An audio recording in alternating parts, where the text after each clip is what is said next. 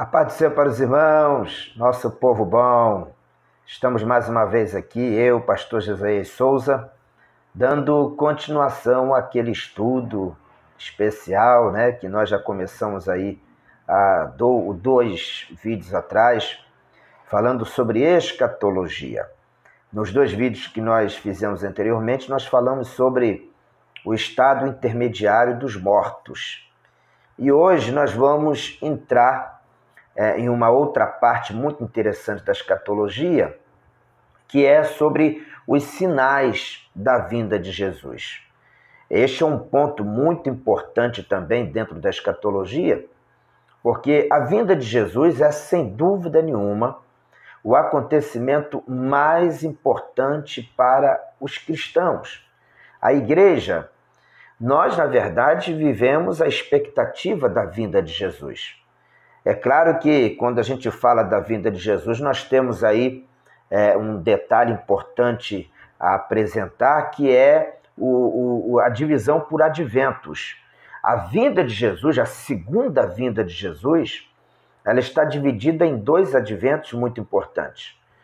O advento da vinda dele, quando ele irá descer no Monte das Oliveiras e vai alcançar ali uma grande vitória na guerra do Armagedon, destruindo o exército do anticristo e do falso profeta. Ele vai julgar as nações inimigas de Israel, vai julgar o próprio povo de Israel e vai estabelecer o seu reino milenial. Isso lá no final da grande tribulação. Mas existe o primeiro advento da segunda vinda de Cristo, que é a vinda de Cristo para a igreja. E nesse caso aí, a coisa já muda de figura, porque somente a igreja vai ter o privilégio de presenciar esta situação, este grande evento. Quando Jesus virá, mas não pisará no Monte das Oliveiras, aí, pelo contrário, estará nos ares, mas a igreja vai subir e vai se encontrar com ele. Esse acontecimento se dará antes da grande tribulação. A grande tribulação ela vai acontecer antes da segunda vinda de Cristo, no final ali da grande tribulação, na guerra do Armagedon. Mas o arrebatamento da igreja, entendemos que será o fato, o gatilho que vai disparar para que aconteça todo o processo da grande tribulação, com o governo do anticristo, com as nações se organizando para lutar contra Israel, o Israel desse tempo, né? Então, lá no final, o remanescente, o restante do povo de Israel vai reconhecer Jesus como o verdadeiro Messias, e aí eles alcançarão esse grande livramento e Jesus estabelece o reino milenial. Isso será lá na frente. Mas a igreja, ela não vai participar desses fatos aqui de corpo presente. Nós iremos ser arrebatados antes. E toda vez que nós vamos estudar a respeito dos sinais da vinda de Jesus, de alguma forma esse assunto nos interessa muito, porque os sinais da vinda de Jesus, na verdade, estão nos aproximando e nos mostrando o quanto está próximo a vinda de Jesus para buscar a sua igreja. Nós, quando estudamos a respeito da vinda de Jesus, descobrimos, por exemplo, que existem três classes de profecias relacionadas à vinda de Cristo. Nós temos as profecias relatadas pelos profetas, temos as profecias relatadas pelo próprio Cristo, as predições feitas pelo próprio Jesus, e temos as profecias, as predições que foram feitas em forma de mensagem profética, as pregações, os ensinos dos apóstolos. Sendo que nós temos em cada uma dessas mensagens proféticas uma característica específica. Por exemplo, os profetas, eles pregaram ou trouxeram uma mensagem profética muito mais voltada para as questões políticas do mundo. Jesus deu destaque à situação de um modo geral. Os apóstolos falaram muito a respeito das heresias dentro do meio cristão. Então, cada classe de profecias aí tem um perfil diferenciado. No caso que nós vamos tratar hoje aqui, as profecias relatadas pelos profetas têm essa característica de apresentar os sinais da vinda de Jesus dentro da ordem política mundial, dentro da ordem dos governos mundiais.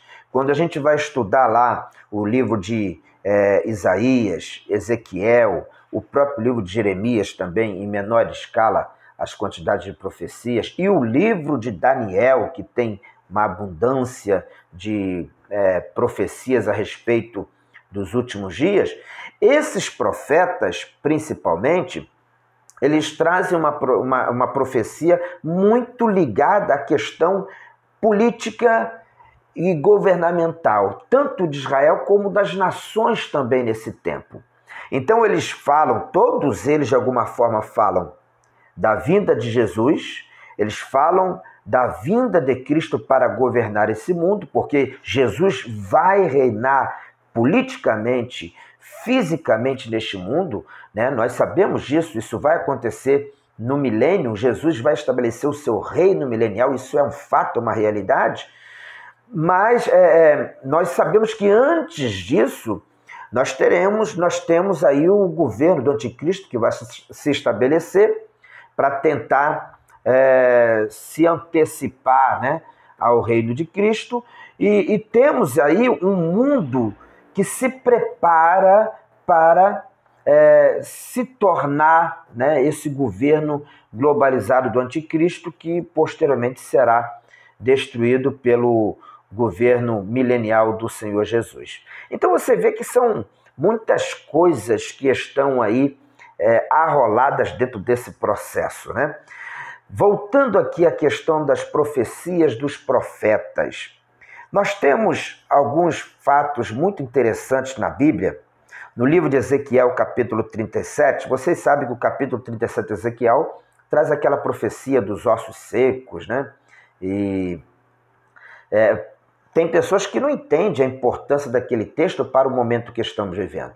Porque Ezequiel profetizou ali, depois dele profetizar por ordem de Deus que aqueles ossos se restabelecessem, se tornassem um exército, e eles estavam de pé diante de Ezequiel, e ali só faltava depois o fôlego de vida, e Deus explicou para Ezequiel que aquele exército de ossos secos, aqueles ossos secos espalhados, representava Israel, que haveria de ser espalhado por todo o mundo, né? E as nações seriam como sepultura do povo de Israel, mas que no fim dos tempos Deus iria reunir essa nação, iria reunir esse povo, e esse povo novamente tornaria-se uma nação.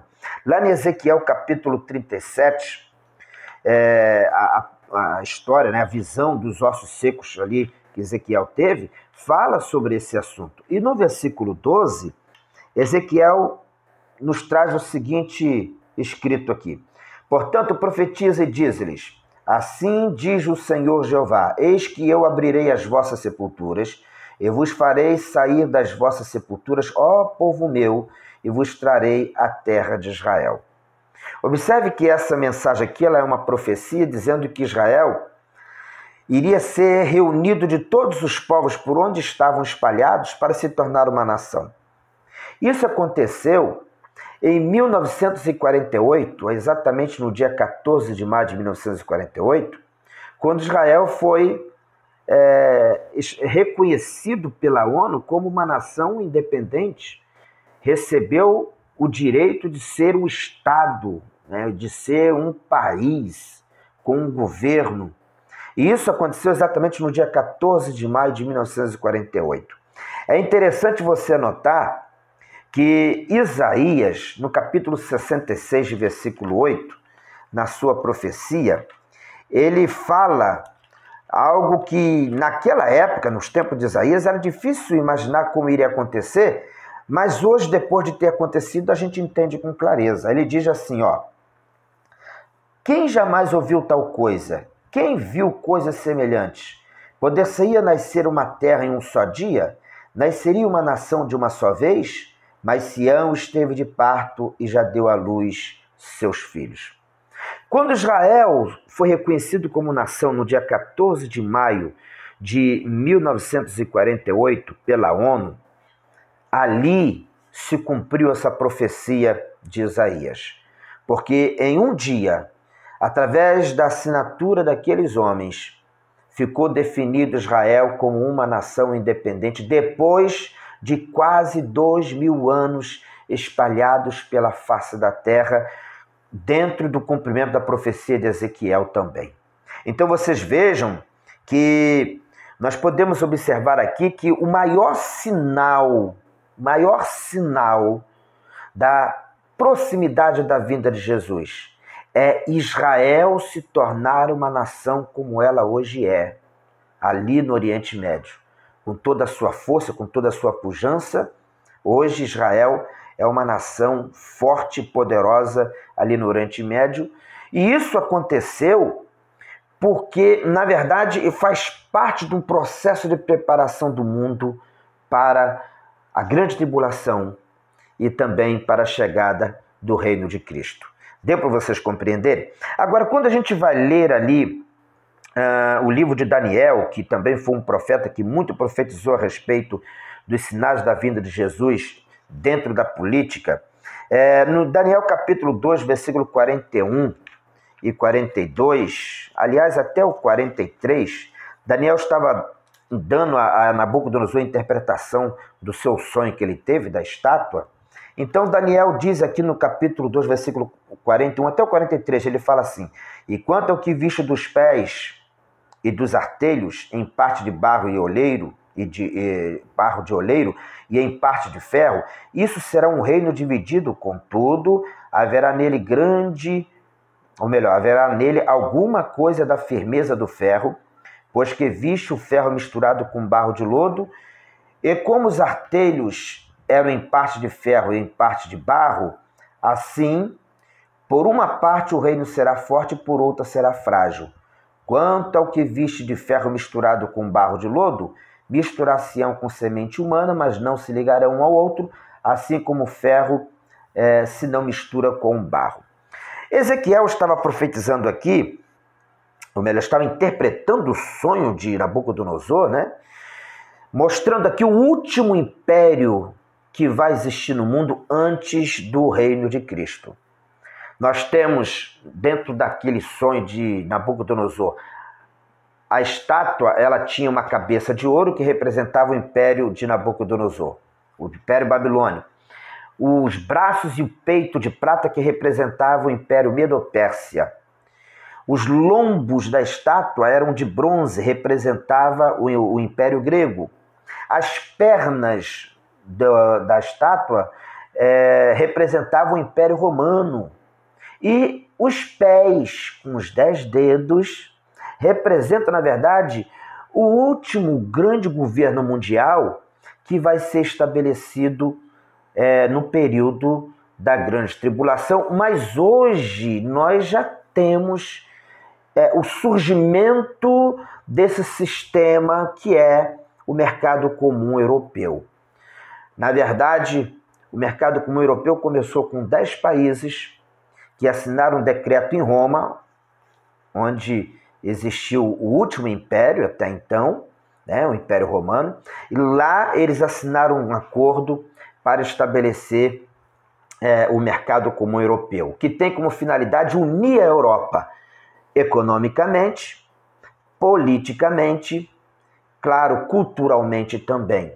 Então, o que nós temos hoje ali, esse processo de unificação da Europa, faz parte, sim, de um projeto que vai desencadear no governo do anticristo. A globalização, como nós conhecemos hoje, na verdade, é uma preparação política socioeconômica mundial para que se estabeleça um governo unificado. Esse clamor que existe para promover a convergência das culturas faz parte também. Como também essa proposta de trazer a unificação religiosa, o ecumenismo.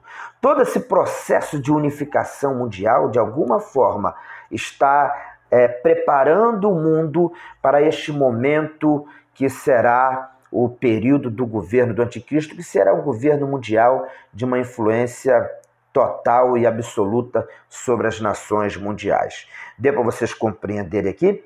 Bom, são 15 minutos, eu vou parar por aqui. O próximo vídeo que nós vamos fazer vai ser falando sobre as profecias de Cristo. Nós vamos falar sobre os acontecimentos na natureza, as catástrofes, e explicar, né, onde é que Jesus colocou, né, essas situações relacionadas com a sua vinda. Nós vamos trazer uma explicação para vocês aí, mostrando que esses acontecimentos na natureza, na vida humana, têm a ver, sim, com a volta de Jesus, tá bom? Continue nos acompanhando, vamos seguindo em frente. Obrigado aí vocês que estão junto conosco acompanhando esse estudo em série. E se inscreva, curta, comente também.